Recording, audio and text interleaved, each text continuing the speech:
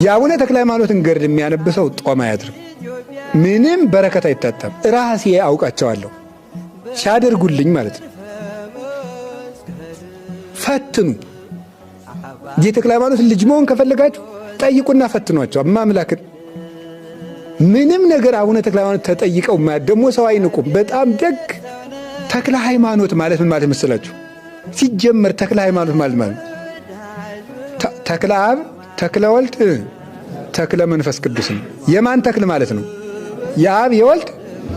ይሄንን ስም ስንጠራ አድረው ያሉ እዚህ ስም ላይ ማን ናቸው? አብ መንፈስ ቅዱስ። የተክለ ሃይማኖት ስም ሲጠራ በዚህ ስም ላይ የማን ስም አለ?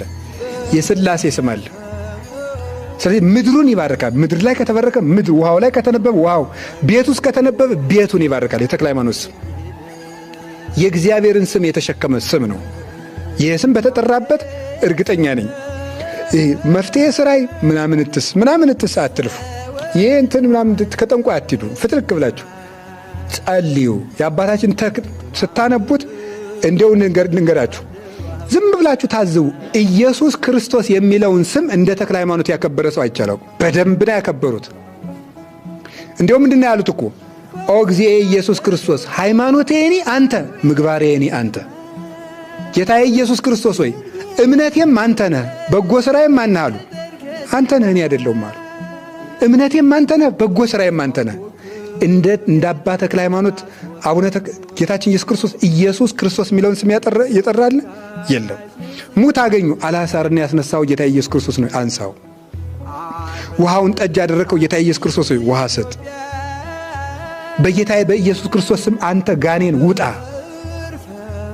የክርስቶስን ስም ተሸክመው የዞሩ አባት ናቸው እና የተክለ ሃይማኖትን ገድል ብታነቡ፣ እቤታችሁ ብታነቡ፣ እያንዳንዳችሁ ሁላችሁ ብታነቡት በረከት ታገኛላችሁ። ከዛሬ ጀምራችሁ ማለት ነው። ከዛሬ ጀምራችሁ አንብቡት። እንዲያውም አንዱ ምን አደረገ ይባላል፣ እስቲ የተክለ ሃይማኖት ገዳም ውስጥ ረሃብ የለም ተብሏልና እስቲ ለያቸው ብሎ ጫካ ውስጥ ሄደና እንጀራ ከዚህ ካመጡ እናያለን ብሎ ጫካ ውስጥ ሄዳሉ። ካለ እስኪ እናያለን። እንግዲህ ሰው መሀል እያደረጉ የሆንኩ ሰው ያበላኝን ሁሉ ተክለ ሃይማኖት አበሉኝ እየተባለ ነው እንጂ ሲጫካው ሲል አንድ እረኛ ፍየል ጠፍቶት ይመጣል። አንተ በዚህ ፍየል አያየም በዚህ እያለ መጥቶ ፍየሉ ይገኛል።